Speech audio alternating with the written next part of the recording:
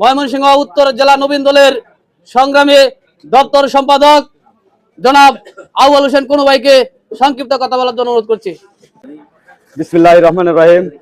আজকে বাংলাদেশ জাতীয়তাবাদী সামাজিক সাংস্কৃতিক সংস্থা জাসাস গৈরপুর উপজেলা কর্তৃক আয়োজিত দেশনেত্রী সাবেক তিনবারের সফল প্রধানমন্ত্রী মাদার অফ ডেমোক্রেসি, আমাদের সকলের জাতীয়তাবাদী আদর্শের গণতন্ত্রের মা জননেত্রী খালেদা জিয়া, বেগম খালেদা জিয়ার অসুস্থতায় ভুগছেন। ওনার সুস্থতা কামনায় জাসাস কর্তৃক আয়োজিত আজকের এই দোয়া ও মিলাদ মাহফিলে উপস্থিত আছেন সম্মানিত সভাপতি, উপস্থিত আছেন জাসাস ময়মনসিংহ উত্তর জেলা সাধারণ সম্পাদক প্রধান অতিথি হিসেবে, এবং উপস্থিত বিভিন্ন ইউনিয়ন থেকে। সময় সংক্ষেপে তাই বলে দিচ্ছি, আগত ছাত্রদল, যুবদল এবং বিএনপি ও সকল অঙ্গ সহযোগী সংগঠনের পক্ষ থেকে যারা এসেছেন সবাইকে জানাই আমার পক্ষ থেকে আন্তরিক শুভেচ্ছা ও অভিনন্দন।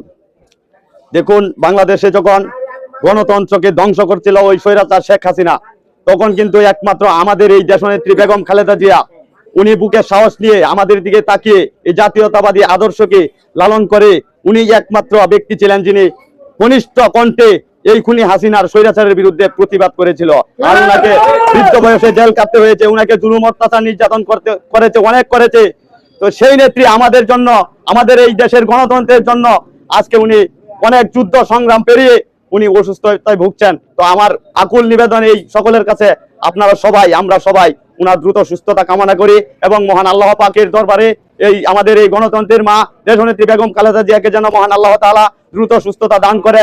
এবং ভোট দেওয়া মানে আমাদের দেশনেত্রী বেগম খালেদা জিয়াকে ভোট দেওয়া, তার মানে ধানের শীষের জয়, মানে আমাদের দেশনেত্রী বেগম খালেদা জিয়ার জয়, আমাদের জাতীয়তাবাদী আদর্শের জয়। এই চিন্তা চেতনা সকলেই মনে রেখে আমাদের আপনাদের প্রতি ধানের শীষে ভোট চেয়ে এবং আবারও আমার দেশনেত্রী বেগম খালেদা জিয়ার সুস্থতা কামনার দোয়া চেয়ে আমি আজকে সকলের কাছ থেকে বিদায় নিচ্ছি। সবাই ভালো থাকবেন। বাংলাদেশ